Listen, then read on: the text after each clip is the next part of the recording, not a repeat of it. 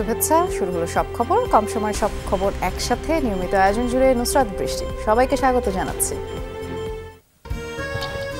বাহ, দেখেছো কি উজ্জ্বল আলো? ঠিক তোমার মতো। ক্লিক এলইডি, সবচেয়ে বেশি উজ্জ্বল আলো। দেশের চলমান পরিস্থিতিতে জাতীয় ঐক্য প্রতিষ্ঠায় বিএনপি, জামায়াত ইসলামী সহ কয়েকটি রাজনৈতিক দলের সাথে সংলাপে বসেছেন অন্তর্বর্তী সরকারের প্রধান উপদেষ্টা ডক্টর মোহাম্মদ ইউনূস।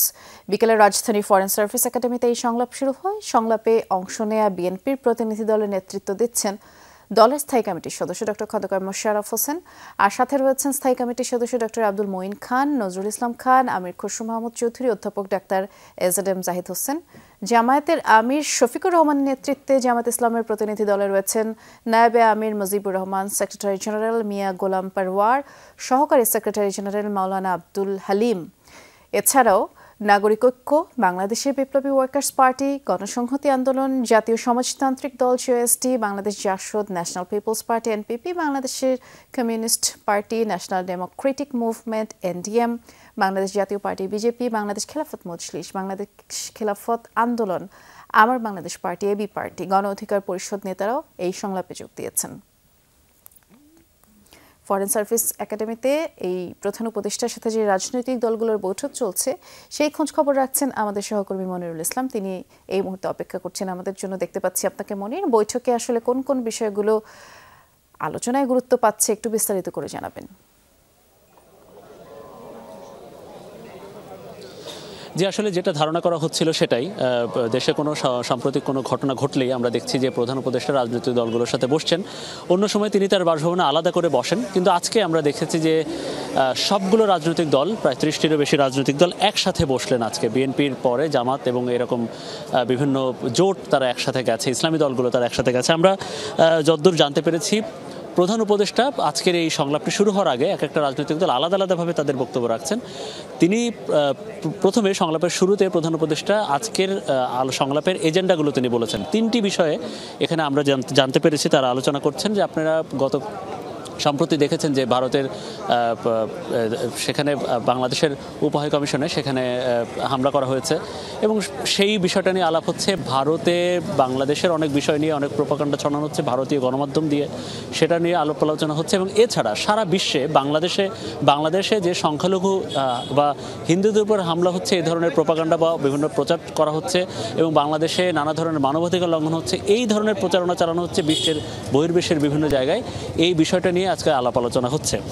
প্রধান উপদেষ্টা ডক্টর মোহাম্মদ ইউনূস তিনি প্রথমেই বক্তব্যে সারা বা সবগুলো রাজনৈতিক দলের কাছে তিনি আসলে আহ্বান করেছেন যে এই সব সমস্যা সংকট তারা একসাথে সমাধান করতে চান, একসাথে সব সমস্যার সমাধান করতে চান এবং এই সরকারের পাশে, অন্তর্বর্তী সরকারের পাশে রাজনৈতিক দলগুলো যাতে থাকে সেই আহ্বান ডক্টর মোহাম্মদ ইউনূস করেছেন। এবং ডক্টর মোহাম্মদ ইউনূস বক্তব্যের ওই সময়তেই সবগুলো দল একসাথে সমস্যারে নাকি এই ডক্টর মোহাম্মদ ইউনূসকে এবং অন্তর্বর্তী সরকারকে পাশে থাকবেন, সমস্যার সমাধান করবেন, একসাথে মিলে সবাই একসাথে, এই আশ্বাস দলগুলোর পক্ষ থেকে দেওয়া হয়েছে। এবং ইতিমধ্যেই বেশ কয়েকটি দল তাদের বক্তব্য রেখেছে, বিএনপির রেখেছে, জামাত রেখেছে, বেশ কয়েকটি সুপারিশ দলগুলোর পক্ষ থেকে করা হচ্ছে। যা আমরা যতদূর জানতে পেরেছি যে এই যে প্রোপাগান্ডাগুলো বা এই যে অপপ্রচারগুলো, এইটার জন্য প্রত্যেকটা রাষ্ট্রদূত বা হাইকমিশনে বা প্রত্যেকটা এম্বাসিতে একটা করে সেল রাখা দরকার। অন্তর্বর্তী সরকারের মধ্যেও একটা সেল রাখা দরকার। বাংলাদেশের সরকারি এবং বেসরকারি গণমাধ্যমগুলো, সামাজিক যোগাযোগ মাধ্যমগুলো এক্ষেত্রে কাজ করতে পারে, যে যাতে এই সেলগুলো যারা স্বচ্ছভাবে বাংলাদেশের অবস্থান বহির্বিশ্বের কাছে তুলে ধরবে, বিভিন্ন জায়গায় তুলে ধরবে এবং যেখানে আসলে অপপ্রচার হচ্ছে সেই জায়গাতে বাংলাদেশ তাদের বক্তব্য বা ভিজুয়ালি এবং বা অন্যান্য তথ্যগতভাবে তারা সেইগুলো দিবেন, যাতে করে এই অপপ্রচারটা আসলে না আসে। তো এখন শুধু এটাই নয়, এবং এর মাঝখানে এজেন্ডা না থাকা সত্ত্বেও নির্বাচন নিয়ে অনেকে আসলে সরকারকে বলছেন যে নির্বাচনটা দিয়ে দেওয়া হোক। এই ধরনের সুপারিশ মারাগুলো সরকারের পক্ষ থেকে সরকারের কাছে রাজনৈতিক দলগুলো তুলে ধরছেন। তো আমরা এখানে সাংবাদিকরা একসাথে হয়ে আছি। দলগুলো একটু পরে হয়তো বের হবে মিটিং বা সংলাপ শেষ করে, তারপরে তাদের বক্তব্য আমাদের সামনে জানিয়ে দেব। ধন্যবাদ জানাচ্ছি। একটা কঠিন সময় পার করছি আমরা, তাই অতীতের যে কোনো সময়ের চেয়ে ঐক্যবদ্ধ থাকার আহ্বান জানিয়েছেন প্রধান উপদেষ্টা ডক্টর মোহাম্মদ ইউনূস।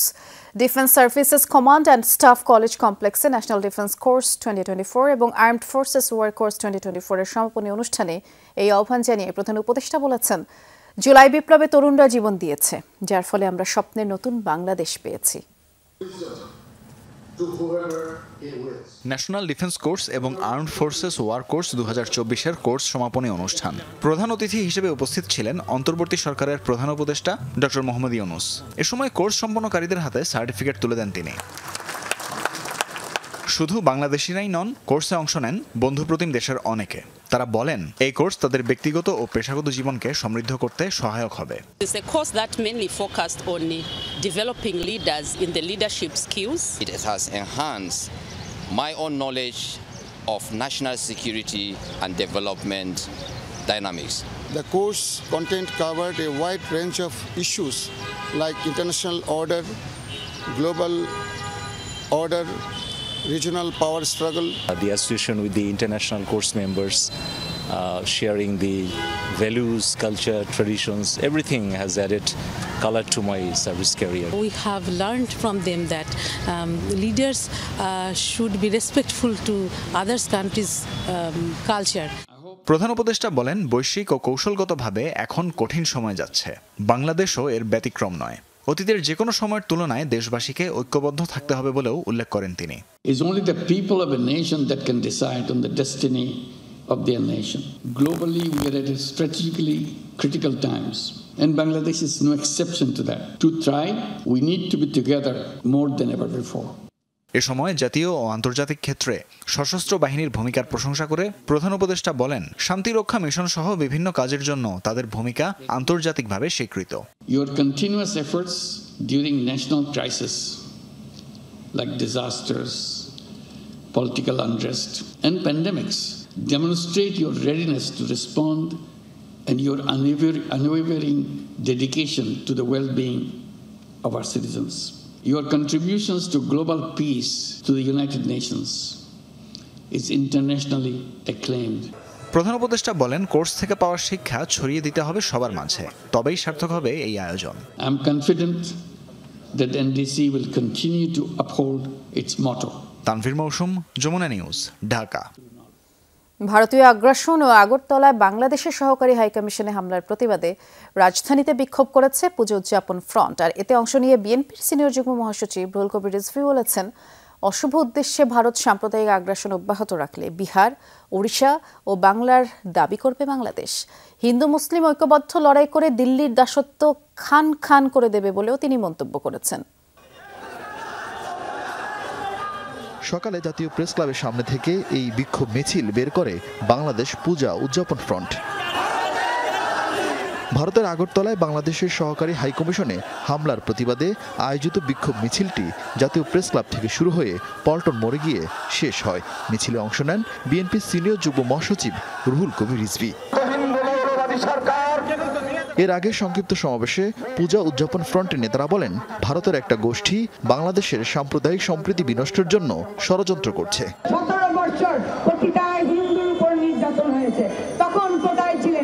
বাংলাদেশ নিয়ে ভারতীয় উগ্রবাদী হিন্দুদের আগ্রাসী মনোভাব ও কিছু মিডিয়ার অপপ্রচারের সমালোচনা করেন বিএনপি নেতা রিজভী আহমেদ। বলেন এদেশের কারো জন্য নয়, ভারতের উগ্রবাদী গোষ্ঠীর মায়া কান্না শুধু পতিত স্বৈরাচার শেখ হাসিনার জন্য। আগরতলা সহকারী হাইকমিশনের গেট ভেঙে সেটাকে টেনে নামিয়ে ছিঁড়েছেন। এটা তো প্রচন্ড আঘাত, করোনার আঘাতের চাইতে বড় আঘাত দিয়েছেন আপনারা ভারতের সাম্প্রদায়িক শাসক গোষ্ঠী। আমরা কি এটা ভুলে যাব? রিজভী বলেন এদেশের হিন্দু মুসলমান একসাথে দিল্লির আগ্রাসন রুখে দিবে।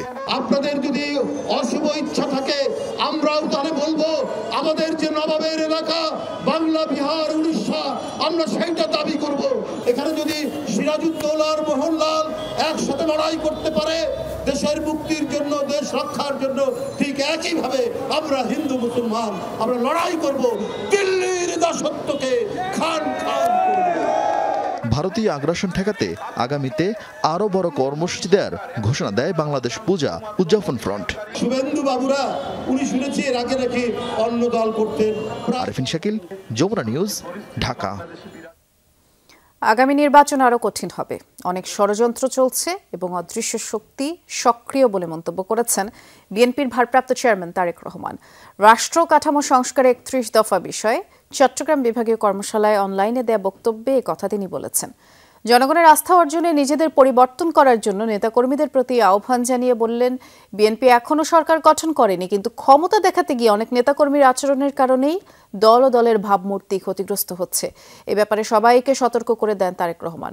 ৩১ দফার ভেতরে আগামীর দেশ পরিচালনার নির্দেশনা আছে উল্লেখ করে তা জনগণের কাছে পৌঁছে দেওয়ার আহ্বান জানান তারেক রহমান। ব্রিটিশ পার্লামেন্টে মেম্বাররা বাংলাদেশের অবস্থা নিয়ে যা বলছে তা সঠিক নয়। এ ব্যাপারে সঠিক তথ্য তুলে ধরতে ব্রিটিশ হাই কমিশনার সারাহ কুককে অনুরোধ করেছেন পররাষ্ট্র উপদেষ্টা মোহাম্মদ তৌহিদ হোসেন। দুপুরে ব্রিটিশ হাই কমিশনার সারাহ কুকের সাথে বৈঠক করেন তিনি। ব্রিফিংয়ে বলেন, ব্রিটেনের অল পার্টি পার্লামেন্টারি গ্রুপ সংখ্যালঘু ইস্যুতে যা বলেছে তাতে বাংলাদেশ ব্যথিত। ৫ আগস্টের পর বেশি মানুষ মারা গেছে এমন তথ্য প্রকাশ করা হয়েছে যা সম্পূর্ণ মিথ্যা ও ভিত্তিহীন।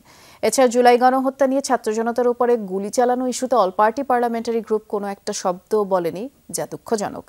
এই ব্রিফিংয়ে উপদেষ্টা জানিয়েছেন, আগামী ৯ থেকে ১০ ডিসেম্বর ভারতের পররাষ্ট্র সচিব ঢাকা আসছেন। বলেন, ভারতের সাথে ভালো সম্পর্ক চায় বাংলাদেশ, এটি দুদেশের পক্ষ থেকেই আগ্রহ থাকতে হবে।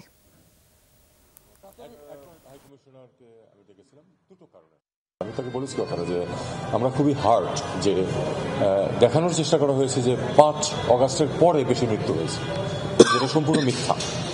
এবং ৫ আগস্টের আগের কথা বলা হয়েছে মোট ২৮০ জন, আর মোট সংখ্যা ১,০০০-এর বেশি। আমি বলেছি যে বিষয়টা মোটেই তা না। ফেনীর বিলোনিয়া সীমান্তে বিজেপি সমর্থিত সনাতনী ঐক্যমঞ্চের উস্কানিমূলক কর্মকাণ্ডের প্রতিবাদ জানিয়েছে স্থানীয়রা। ইসকন অনুসারীদের সীমান্ত আইন লঙ্ঘনের ঘটনায় ক্ষোভ জানান তারা। এদিকে ধরে নিয়ে যাওয়া এক বাংলাদেশিকে দ্রুতই ফেরত দেওয়ার দাবি জানিয়েছে পরিবার।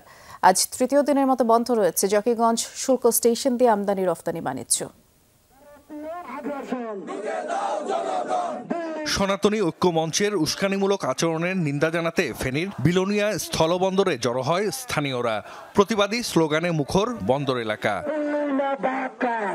বিক্ষোভকারীদের অভিযোগ, গত ১ ডিসেম্বর ইসকন অনুসারী কয়েকশো নারী পুরুষ বিলোনিয়া স্থলবন্দরের ভারত অংশে জড়ো হয়।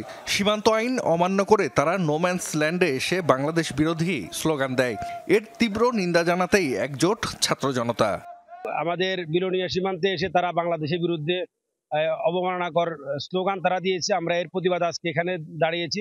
সীমানা লঙ্ঘন করে তারা যে স্লোগান দিয়েছে, আজকে আমরা ছাত্র জনতা আমরা সীমানাকে কিভাবে সম্মান দিতে হয় ৪০০ গজ দূরে থেকে আমরা সেই প্রতিবাদ তাদেরকে দেখাই দিয়েছি। ভারতে আমরা ভাষাবুদ্ধি রাষ্ট্র, আমরা বন্ধুত্ব চাই, ভারতের কোনো প্রভুত্ব আমরা চাই না। স্বাধীনতা সার্বভৌমত্বের প্রশ্নে এদেশে সব জনতা। এদিকে সীমান্তের বাসিন্দা এক যুবককে ওপারে ধরে নিয়ে যাওয়ার অভিযোগ করেছে পরিবার। কৃষিকাজের সময় মোহাম্মদ ইয়াসিনকে ভারতে ধরে নিয়ে যায় বিএসএফ। তাকে দ্রুত ফিরিয়ে আনার দাবি জানিয়েছেন স্বজনরা। কৃষির কাছে গেছে, পাত্রে ধান বানতো, বিএসএফ আগুলি নিয়ে গেছে আমার বাড়ি। এখন আমি দেখতেছি ছবিদের বেন্ডিশ করেন না, মারধর করছে। আপনাদের কাছে একটাই অনুরোধ, যত তাড়াতাড়ি সম্ভব আনার ব্যবস্থা করেন। এর আগেও এরকম একটা ছোট বাচ্চা ছাগল চড়াইতে গেছে, আর বিএসএফ আসি একে ধরে অনেক মারা মারছে। এটা অনেক নিতান হয়েছে, হাসপাতালে ভর্তি ছিল প্রায় ১ মাসের মতো। ভারতের আসামের করিমগঞ্জে সনাতনী ঐক্যমঞ্চের বাধার কারণে সিলেটের জকিগঞ্জ শুল্ক স্টেশন দিয়ে তৃতীয় দিনের মতো আমদানি রফতানি কার্যক্রম বন্ধ রয়েছে। জকিগঞ্জ শুল্ক স্টেশন ছাড়া বেনাপোল, হিলি, আখাউড়া সহ দেশের অন্যান্য স্থলবন্দর দিয়ে আমদানি রফতানি কার্যক্রম স্বাভাবিক রয়েছে। অনাকাঙ্ক্ষিত পরিস্থিতি এড়াতে দিনাজপুরের হিলি সীমান্তে জনবল বাড়ানো হয়েছে বলে জানিয়েছে বিজিবি। জাহিদ হাসান, যমুনা নিউজ। ৫ আগস্টের পট পরিবর্তনের সময় পালিয়ে যাওয়া কারাবন্দীর মধ্যে এখনও ৭০০ অপরাধী গ্রেফতার হয়নি। আর দেশের ৬৯টি কারাগারের মধ্যে ১৭টি এখনও ঝুঁকিপূর্ণ বলেই জানিয়েছেন কারা মহাপরিদর্শক। সকালে কারা অধিদপ্তর এক সংবাদ সম্মেলনে মহাপরিদর্শক আরও জানিয়েছেন, ভবিষ্যতে কারাগার থেকে পালানো রোধে প্রতিটি ঘটনা আলাদাভাবে পর্যালোচনা করেই কাজ করছে কর্তৃপক্ষ। সম্প্রতি রাজধানীর বঙ্গবন্ধু শেখ মুজিব মেডিকেল বিশ্ববিদ্যালয় হাসপাতালে সাবেক মন্ত্রী আসাদুজ্জামান নূরের উপর হামলার ঘটনা ঘটে। এছাড়া বিভিন্ন সময় আসামিদের আদালতে আনা নেয়ার সময়ও ঘটে হামলার ঘটনা।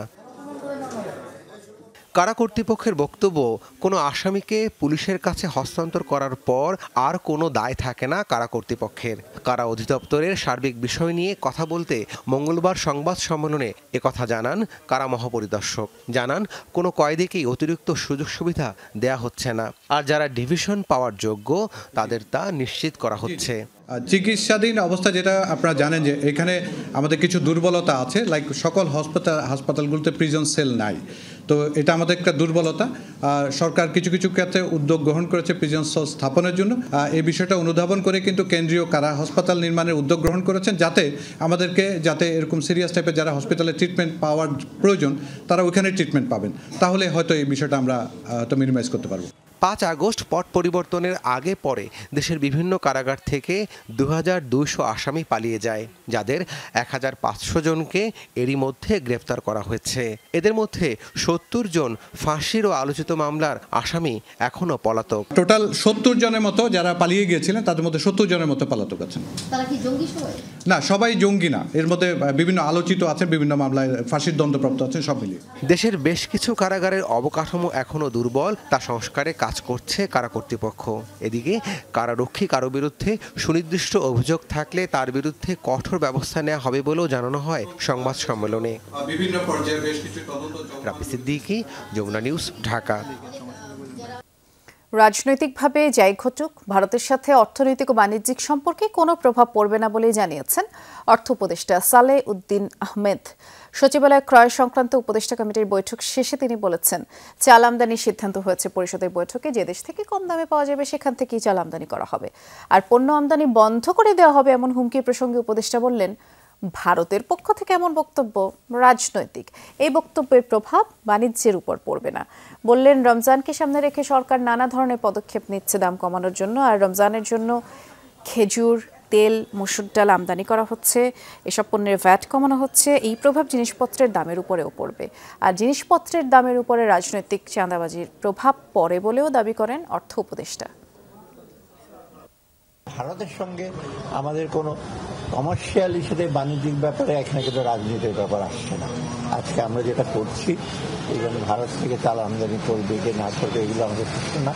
যারা আমরা কম্পিটিটিভ প্রাইসে দেবে, দ্রুত দেবে এবং কোয়ালিটি, এটা দিলে আমরা ভারত বা অন্য কান্ট্রি হিসেবে করতে পারি। সেটা বিভিন্ন দেশ, শুধু ভারত না, মায়ানমারের সাথে কথা বলছি, ভিয়েতনামের সাথে কথা বলেছি, এইগুলোর ব্যাপারে আমরা রাজনীতিতে প্রবেশ করবে না।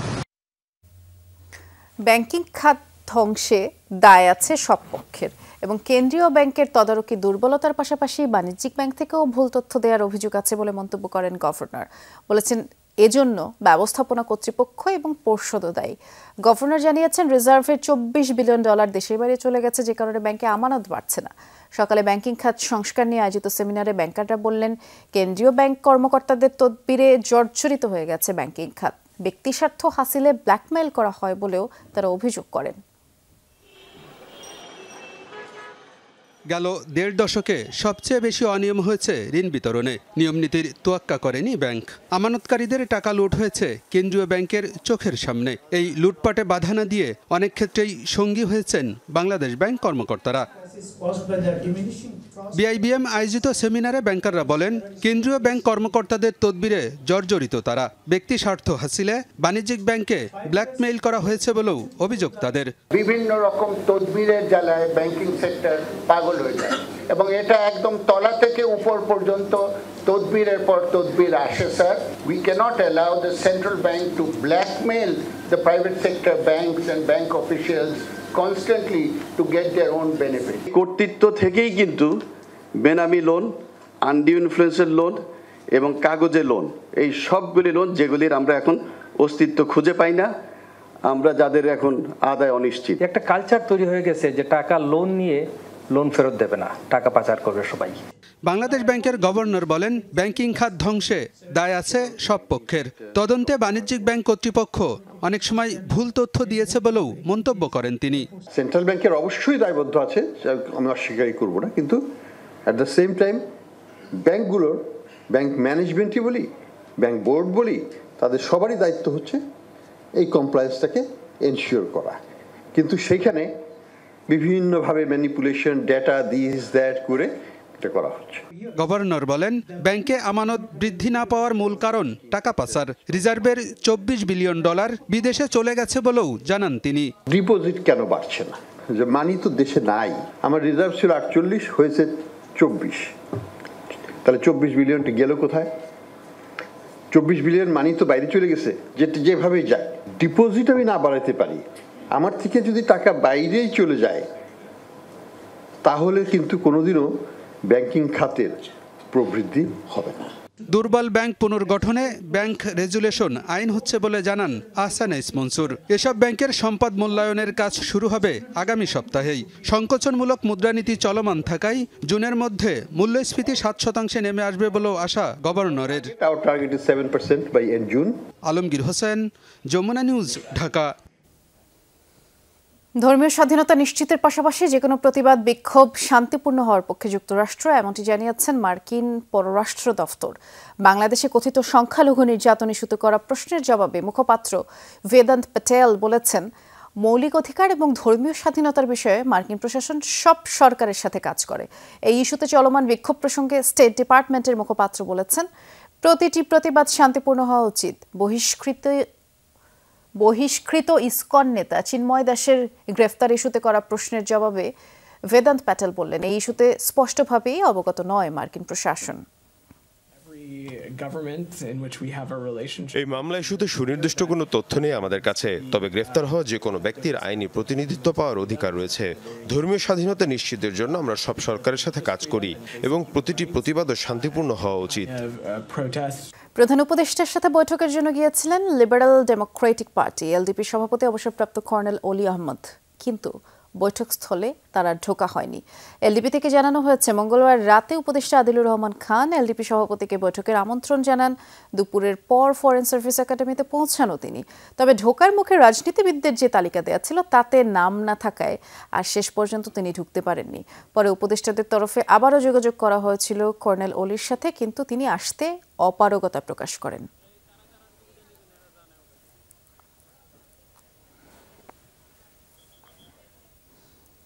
বিগত নির্বাচনে যেসব অপরাধ হয়েছে সেসব ঘটনার বিচার করার বিষয়ে নির্বাচন কমিশনের সাথে আলোচনা হয়েছে বলে জানিয়েছেন নির্বাচন ব্যবস্থার সংস্কার কমিশনের প্রধান বদিউল আলম মজুমদার। এছাড়া কমিশনের উপর আস্থা ফেরানোটাই এখন মূল চ্যালেঞ্জ বলে জানান তিনি। বিকেলে নির্বাচন কমিশনের সাথে নির্বাচন ব্যবস্থার সংস্কার কমিশনের বৈঠক শেষে বললেন, সুষ্ঠু নির্বাচন আয়োজনে নির্বাচন কমিশনের অগাধ ক্ষমতা রয়েছে, আর সেই আইনসমূহ প্রয়োগে কমিশন কিভাবে কাজ করতে পারে সেসব নিয়ে সবারই মতামত দিয়েছেন সবাই। এছাড়া নির্বাচনের মূল অনুষঙ্গ ভোটার তালিকা, ব্যালট সহ নানা বিষয়ে আলোচনা হয়েছে। এই সব বিষয়ে নতুন নির্বাচন কমিশনও তাদের মতামত দিয়েছেন। পরে নির্বাচন কমিশনার অবসরপ্রাপ্ত ব্রিগেডিয়ার জেনারেল আবুল ফজল মোহাম্মদ সানাউল্লাহ বললেন, একটি সুষ্ঠু নির্বাচনের জন্য কি পদক্ষেপ নেওয়া যায় আলোচনায় সেটাই গুরুত্ব পেয়েছে। ওনারা সুষ্ঠু নিরপেক্ষ নির্বাচন নিশ্চিত করার জন্য বদ্ধপরিকর, এবং আমরা আমাদের অবস্থান থেকে তারা যাতে তাদের কাজটা সুচারুরূপে সম্পন্ন করতে পারে, তারা সফল হন, সে ব্যাপারে আমরা কতগুলো সংস্কার প্রস্তাব দেব। রোডম্যাপের ব্যাপারটা হচ্ছে একটা সামষ্টিক ব্যাপার। এখানে এটার সাথে আমাদের কতগুলো ন্যাশনাল ইনিশিয়েটিভস আছে, এই সংস্কার কার্যক্রমগুলো আছে, আমাদের আভ্যন্তরীণ কিছু প্রিপারেশনের ব্যাপার আছে। সুতরাং এক বাক্যে এটা নিয়ে অবশ্যই আমাদেরকে একটা ভাবতে হবে যে আমরা একটা দিনে যখন আমরা বলবো যে ওকে এখন থেকে ইলেকশন, তখন আমার কত সময় লাগবে। কোনো ষড়যন্ত্রকে আর সফল হতে দেয়া যাবে না। এই আন্দোলন ব্যর্থ হলে বাংলাদেশ আর থাকবে না বলে জানিয়েছেন বৈষম্য বিরোধী ছাত্র আন্দোলনের আহ্বায়ক হাসনাত আব্দুল্লাহ। বিকেলে জগন্নাথ বিশ্ববিদ্যালয়ে বিপ্লবোত্তর ছাত্র ঐক্য অনুষ্ঠানে তিনি বলেছেন, আওয়ামী লীগ দিল্লিকে দিয়ে বাংলাদেশকে শাসন করছে। ভারতের সাথে ধর্মীয় কারণে কোনো সম্পর্কের অবনতি হয়নি বলেও জানান তিনি। নিজেরা ক্ষমতায় থাকার জন্য ভারতের গোলামি করেছে আওয়ামী লীগ, আর ভারতের সাথে ন্যায্যতার ভিত্তিতে সম্পর্ক তৈরি করতে হবে বলেও হাসনাত জানান। অনুষ্ঠানে জগন্নাথ বিশ্ববিদ্যালয়ের ভিসি ডক্টর রেজাউল করিম বললেন, ছাত্র জনতার কারণে স্বৈরাচারের পতন সম্ভব হয়েছে। ভবিষ্যতে সুন্দর বাংলাদেশের বিনির্মাণে ছাত্রদের ঐক্য ধরে রাখার আহ্বান তিনি জানান।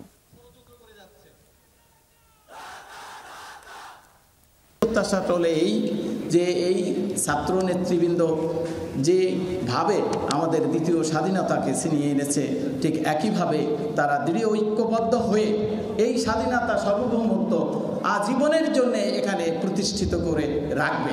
ভারত বছরের পর বছর, যুগের পর যুগ যে ধরনের নির্যাতন এবং শোষণ চালিয়ে এসছে, এই শোষণের বিরুদ্ধে আওয়ামী লীগ সবসময় কম্প্রোমাইজের মধ্য দিয়ে ক্ষমতায় ঠেকেছে, সেটির বিরুদ্ধে আমাদের এই তরুণ প্রজন্মের আমাদের গর্জন এবং আমাদের লড়াই অব্যাহত থাকবে। জুলাই আগস্টের গণহত্যায় জড়িত থাকার অভিযোগে ৭০ জনের বিরুদ্ধে গ্রেফতারি পরোয়ানা জারি হলেও অনেকে এখনও গ্রেফতার হননি। প্রসিকিউশন বলছে এর দায় সরকার ও আইন শৃঙ্খলা বাহিনীর। এদিকে গণহত্যার অভিযোগে আওয়ামী লীগ নেতা ও সাবেক মন্ত্রী আমির হোসেন আমু এবং অ্যাডভোকেট কামরুল ইসলামকে ট্রাইব্যুনালের মামলায় গ্রেফতার দেখিয়ে কারাগারে পাঠানো হয়েছে। সেই সাথে যাত্রাবাড়ি থানার সাবেক ওসি আবুল হাসানকেও আরেক মামলায় গ্রেফতার দেখানো হয়েছে। প্রসিকিউশনের আবেদন প্রেক্ষিতে চেয়ারম্যান গোলাম মর্তুজা মজুমদারের নেতৃত্বাধীন ট্রাইব্যুনাল এই আদেশ দেন।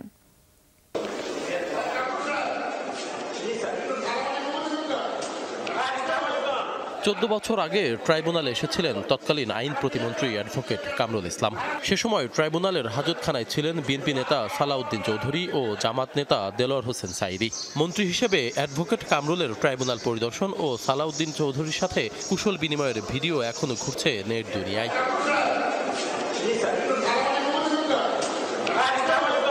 পট পরিবর্তনে নিজের গড়া ট্রাইব্যুনালে এবার আসামির কাঠগড়ায় কামরুল ইসলাম। বুধবার যখন তাকে হাজির করা হয় তখন পুরোটা সময় ছিলেন নিশ্চুপ। আমির হোসেন আমুকে প্রিজন ভ্যান থেকে বের করা হলে ক্যামেরার দিকে শুধু তাকিয়েছিলেন তিনি।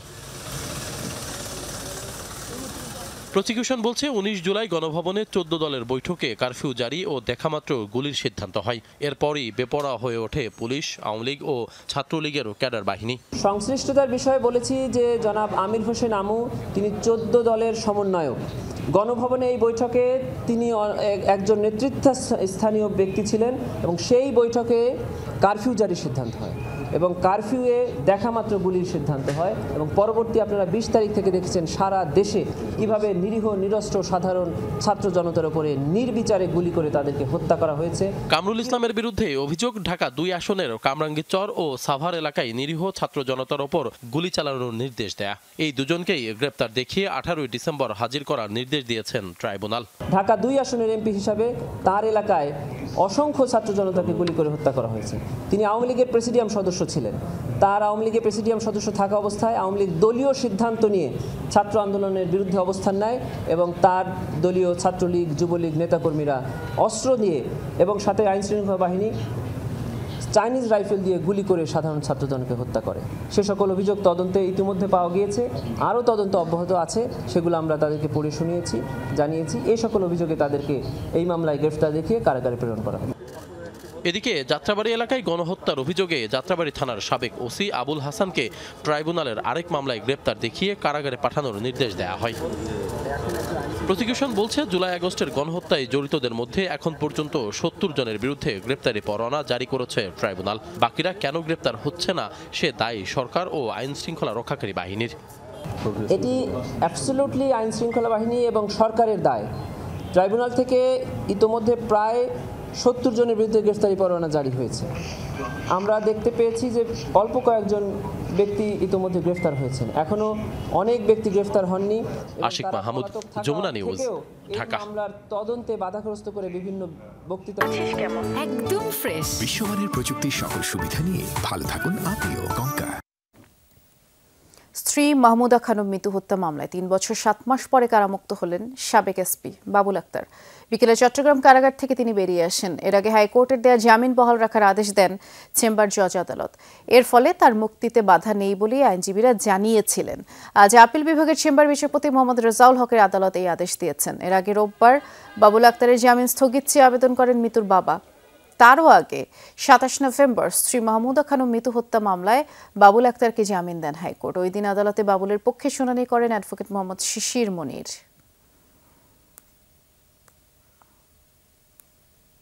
বাড্ডা থানার হত্যা চেষ্টা মামলায় সাবেক আইজিপি বেনজির আহমেদের ক্যাশিয়ার জসিম উদ্দিনকে গ্রেফতার করেছে পুলিশ।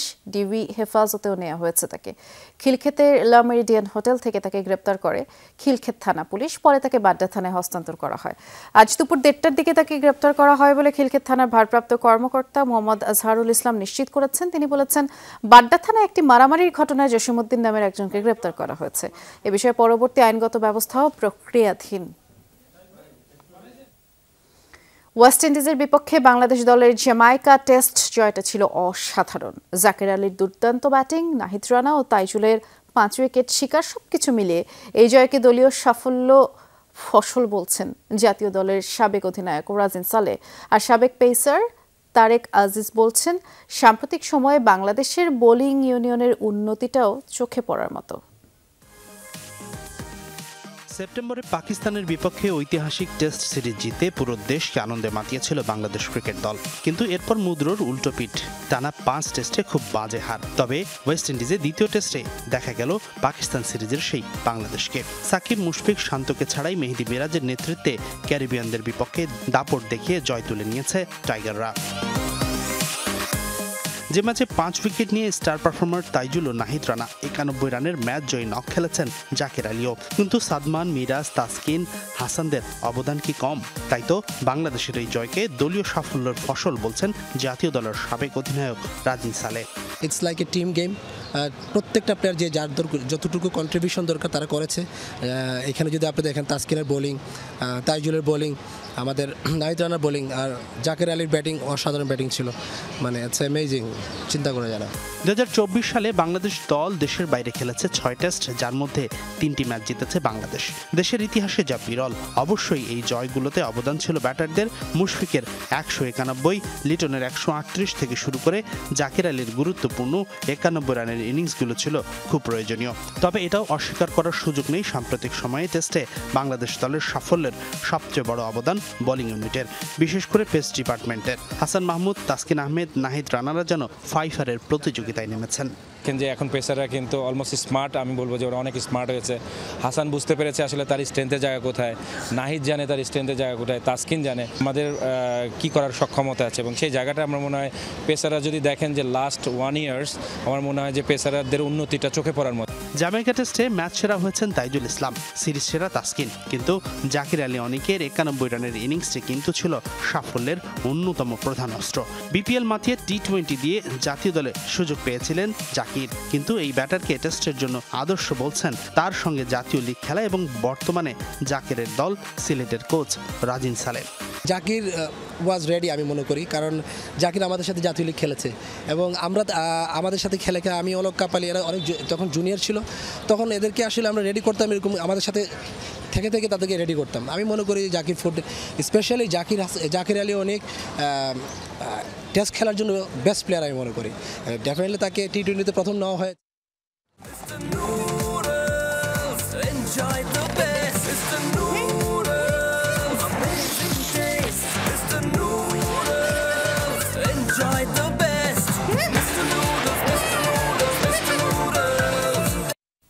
এই মুহূর্তে আমরা যাচ্ছি ফরেন সার্ভিস একাডেমিতে, সেখানে কথা বলছেন আইন উপদেষ্টা আসিফ নজরুল। হয়েছে এবং ভারতের এই সমস্ত পদক্ষেপের বিরুদ্ধে বর্তমান সরকারের যে আত্মমর্যাদাশীল এবং সাহসী ভূমিকা তার প্রশংসা করা হয়েছে এবং সরকারের সাথে সলিডারিটি প্রকাশ করা হয়েছে। তবে একই সাথে সাথে ভারতের এই সমস্ত প্রচারণার বিরুদ্ধে সরকারকে আরও শক্তিশালীভাবে, আরও বেগবানভাবে এটাকে অ্যাড্রেস করার কথা বলা হয়েছে এবং এই জন্য প্রয়োজনীয় যে প্রবাসী যে আমাদের বন্ধুরা রয়েছেন, অন্য রাষ্ট্র রয়েছেন, বন্ধু রাষ্ট্র, তাদের সহযোগিতা, প্রবাসীদের সহযোগিতা, আন্তর্জাতিক সংবাদ সংস্থার যে সাংবাদিকরা রয়েছেন তাদেরকে এই দেশে ডেকে নিয়ে আসা, এই ধরনের নানান পরামর্শ দেওয়া হয়েছে এবং আমাদের কমিউনিকেশন স্কিল এবং ইন্টারন্যাশনাল লিগাল স্কিল বাড়ানোর পরামর্শ দেওয়া হয়েছে।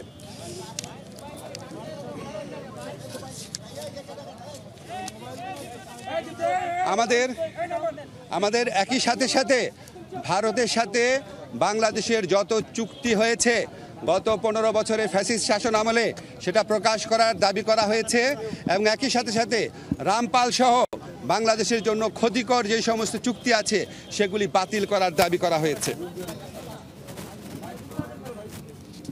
বাংলাদেশের প্রতি ভারতের যে অর্থনৈতিক নিপীড়ন, যে সাংস্কৃতিক আধিপত্য প্রচেষ্টার চেষ্টা, অভ্যন্তরীণ ব্যাপারে নাক গলানোর চেষ্টা, সেটার নিন্দা জানানো হয়েছে এবং ভারতকে বাংলাদেশের প্রতি মর্যাদাশীল আচরণ করার, সৎ প্রতিবেশী সুলভ আচরণ করার আহ্বান জানানো হয়েছে। আচ্ছা, আমাদের এই পরিস্থিতি মোকাবেলায় ভারত বাংলাদেশ বিরোধী যে বিভিন্ন প্রচারণা চালাচ্ছে, এই পরিস্থিতি মোকাবেলায় সকল সম্প্রদায়ের মানুষের ভূমিকার প্রশংসা করা হয়েছে এবং সাম্প্রদায়িক সম্প্রীতি যে কোনো উস্কানির মুখে অটুট রাখার প্রত্যয় ব্যক্ত করা হয়েছে। সবশেষে সবাই একটা জিনিস বলেছেন যে আমাদেরকে আর শক্তিহীন, দুর্বল, নতজানু ভাবার কোনো রকম কোনো অবকাশ নাই। যে কোনো ধরনের অপপ্রচারণা এবং উস্কানির বিরুদ্ধে আমরা ঐক্যবদ্ধ থাকব এবং আমরা আমাদের ঐক্য অটুট রাখব। আমরা সাহসী থাকব এবং আমরা যে কোনো ভবিষ্যতেও যে কোনো ধরনের প্রচারণা আসলে, যে কোনো ধরনের উস্কানি আসলে আমরা আমাদের ঐক্যকে আরও বেগবান দেখানোর একটা প্রচেষ্টা অব্যাহত রাখব। একই সাথে সাথে আমাদেরকে বলা হয়েছে, এটা প্রস্তাব আকারে আসছে যে আমরা যে গোটা জাতি এই যে ভারতের অপপ্রচারণার বিরুদ্ধে ঐক্যবদ্ধ রয়েছি, এই জন্য আমরা সবাই মিলে একটা সমাবেশ করতে পারি কিনা, সবাই মিলে একটা পলিটিক্যাল কাউন্সিল করতে পারি কিনা, এমনকি নিরাপত্তা কাউন্সিল করতে পারি কিনা, এই ধরনের প্রস্তাব আনা হয়েছে। এই সবার মূল সুর ছিল যে আমাদের মধ্যে মত, পথ, আদর্শের ভিন্নতা থাকবে, আমাদের রাজনীতি ভিন্নতা থাকবে, অবস্থান ভিন্নতা থাকবে, কিন্তু দেশ সার্বভৌমত্ব এবং অস্তিত্বের প্রশ্নে আমরা সবাই এক, সবচেয়ে উপরে দেশ, এবং এটার থেকে আমরা কখনো বিচ্যুত হব না। বাংলাদেশকে দুর্বল, শক্তিহীন, নতজানু ভাবার কোনো রকম অবকাশ নাই। এটা এই জাতীয় ঐক্যমতে, এটা একটা জাতীয় সমাবেশের মধ্যে দিয়ে, সকল রাজনৈতিক সমাবেশের মধ্যে দিয়ে এই বার্তা প্রকাশ করতে, এই বার্তা জানিয়ে দিতে বলা হয়েছে। আপনাদের ফরেন সার্ভিস একাডেমিতে ছিলাম, সেখানে আইন উপদেষ্টা কথা বলছিলেন। সারা দেশের সাব রেজিস্ট্রি অফিসের নকল নবিশদের চাকরি জাতীয়করণের দাবি মেনে নিয়েছে সরকার। গত 46 দিনের অবস্থান কর্মসূচি এবং 11 দিনের আমরণ অনশনের পর সরকার তাদের দাবি মেনে নিয়েছেন। জাতীয় প্রেস ক্লাবের সামনে বৈষম্য বিরোধী সকল নবিশ দাবি আদায় পরিষদের উদ্যোগে অবস্থান কর্মসূচির পর অনশনে বসে আর দাবি মেনে নেওয়ার ঘোষণা আসার পর সকালে অনশন ভেঙেছেন তারা। নেতারা জানিয়েছেন, সারা দেশের সকল নবিশদের প্রাণের দাবি ছিল জাতীয়করণ। বর্তমান সরকার সেই দাবি মেনে নেয় সরকারের উপদেষ্টা সহ সংশ্লিষ্টদের প্রতি তারা কৃতজ্ঞতা জানান। এছাড়া সব খবর, সব আপডেট সাথে থাকার জন্য ধন্যবাদ। নিরাপদে থাকবেন।